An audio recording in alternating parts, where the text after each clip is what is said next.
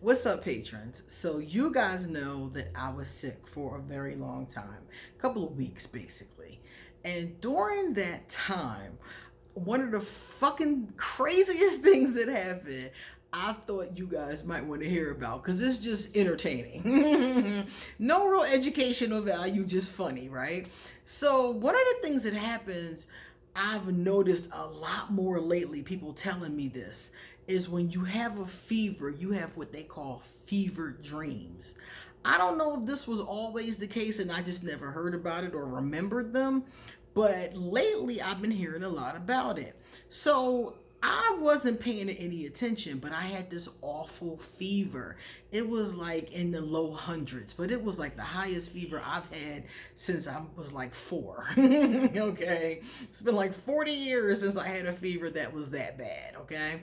So I wanted to tell you guys about my crazy fever dreams because they were just out there, okay? And they were so much fun. I couldn't believe it. The colors are so much brighter than with a normal dream. You know, you have a normal dream, you're liable to see anything, any kind of colors, any kind of patterns, all kind of stuff. But in a fever dream, everything is bright and twinkling and is like, the difference between like HD, and an old black and white TV. That's how big of a difference it is, right? So I'm gonna tell you guys one of my fever dreams. I had this crazy dream. This was the craziest one. Okay, I'm gonna tell you this one first. Patrons, this is so crazy. So I had a dream that one of my friends who's a Virgo, and this Virgo is very particular. He's a very particular person. Virgos have a tendency to be perfectionists, and he has that kind of energy. And this particular Virgo would never have an orgy. Never. Why did I dream that he had an orgy? Okay. This was so crazy. I was like, you know something? This will be a great scene in a movie because it was just so crazy. So he had an orgy. That was the bottom line. So we were all invited and we all went to his house. Now, mind you, everybody that he and I mutually know, which is a lot of people, in real life, we're very close. In real life, we went to college together. Well, I was in college. He was taking classes in a different program through the college. His mother worked there. So I've known this person since I was in my 20s. We're talking like 25 years. This person would never have an orgy. So in this case, he did have one, invited everybody that we knew, and everybody came. So it was the wildest scene you ever want to see in your life. That's what I thought was crazy about it. Everything was like bright and beautiful and colorful. When you walked into the apartment, there was an area where it was like the kitchen, the dining room, the living room, and it was like food and drinks and champagne and all kind of stuff out there. And everybody out there was pretty much dressed. Again, I recognized everybody, right? But then when you went into the bedroom had 2 entrances from either side. In the center of the room was a bowl of condoms. And the room had all of these beautiful, like, Indian scarves and pillows, and it was just gorgeous. And it was nothing in the room. The room was literally a room-size mattress. It was like he took all these mattresses and put them together, and then put like a sheet over them, and then put pillows in the corners, and throughout in different strategic places. It looked beautiful. It was so many different colors and golds and tapestries. It looked like the inside of I Dream of Jeannie's bottle. That's what it reminded me of. It was gorgeous. For any of you who've never seen I Dream of Jeannie, that was a cute little show that was on when my mom was young, and I saw the reruns. It's a cool show. Check it out. Anyway, so it was amazing. The colors were popping out. and everybody comes into the room. Everybody's naked, so they left their clothes in cubbies outside, and you had to come into the room naked with nothing but your toys or creams or whatever it was. Now, I've never been to an orgy before, so I don't even know how my mind came up with this. I don't know where this came from, okay? This fever took me places I've never been. So we all come into the room, everybody's doing everybody, and I'm fucking my way through the room. I'm going from person to threesome I'm just everywhere, okay? No inhibitions, no holds barred. And I get to the center of the room where the condoms were at. So it was like, I'm like, you just getting there? I hope I was using them the whole time, but it was a dream. Whatever. So I get to the middle of the room, and the host, my friend that I have a platonic friendship with, he's like a cousin, brother, friend, he and I have sex. And it's crazy. It's really crazy because, like, he was like so passionate, and he's affectionate and squeezing, and I mean, he's all over me, and we're French kissing, and I'm grabbing him, and I'm scratching him. It was so crazy. And this is a person who we've never had an attraction to each other. That's why we're such good friends, so we had this passionate sex, and I just was like, whoo, child. So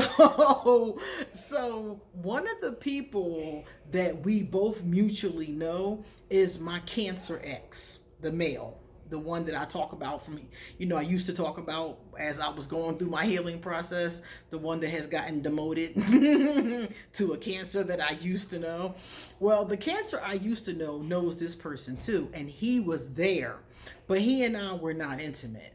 So after the orgy was over, me and my Virgo friend were like still kissing and hugging. So in the dream, I kept going to see him. Like, it was going on for weeks. I was going to see him. We were still making love, and I was falling in love with him, which is crazy if you know the two of us in real life.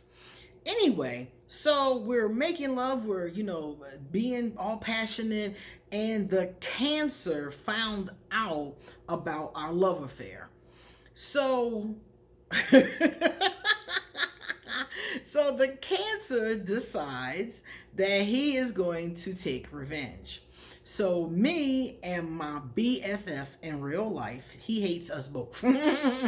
We both can get it. They can't stand us both.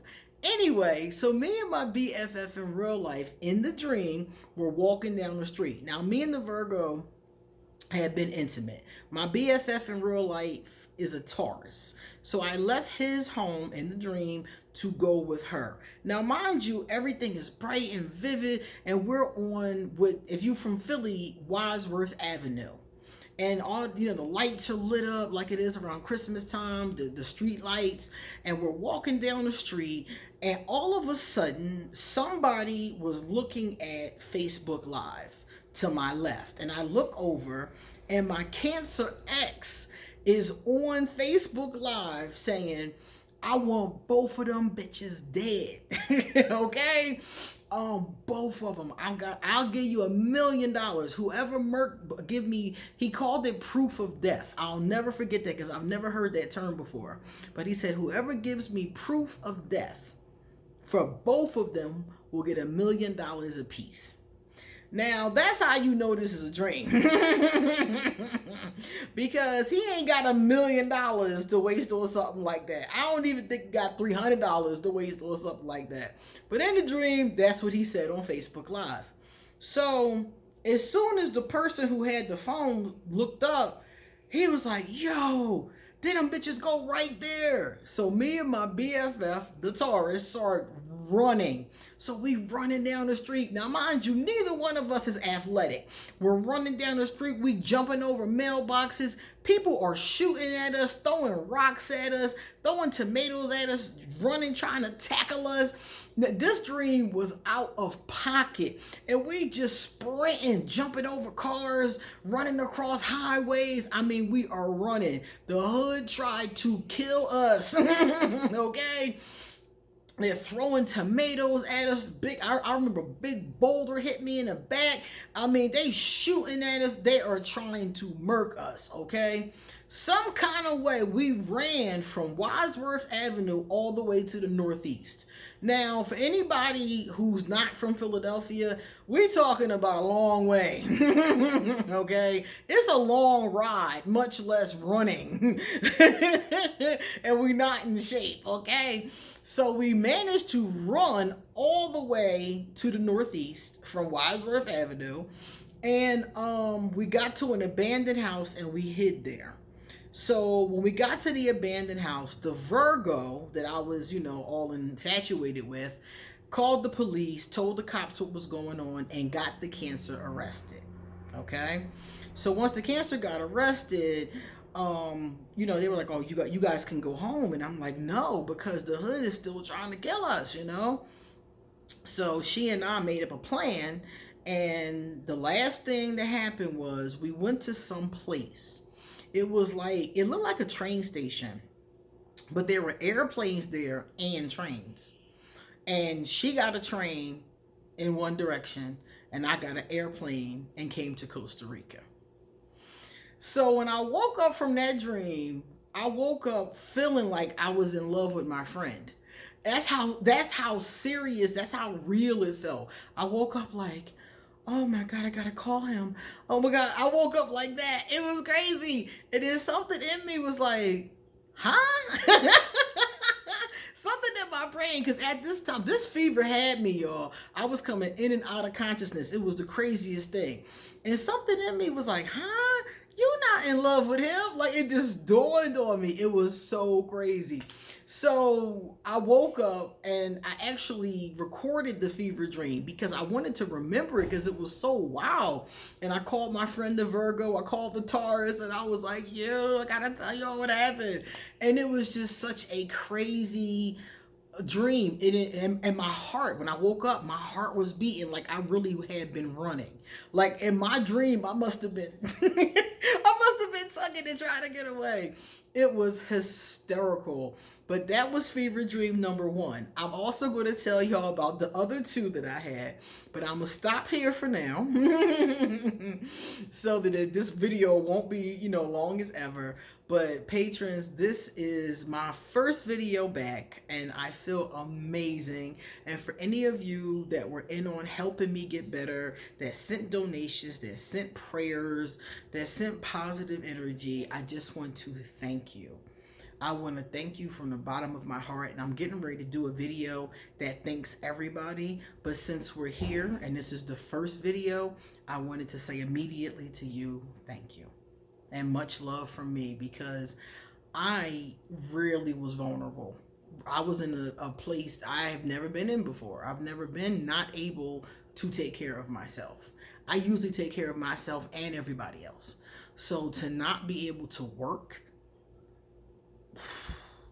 that was the first time in my life I couldn't work for that long. I have had a job since I was 13 years old. I've been a hustler since day one. So not to be able to get my paper was not cute. It was terrifying. But y'all took care of me. Goddess worked through y'all, because I'm telling you, it was mostly my subscribers that saved me. And I am eternally grateful. And every dime that I got went towards healing me. And I'm going to pay them forward. I'm going to make sure that forever I am paying forward and helping people in the same way. I've always helped people, but I feel like that made me even more humble, even more wanting to help, So thank you. Come back soon because I got more stuff to say. See you later.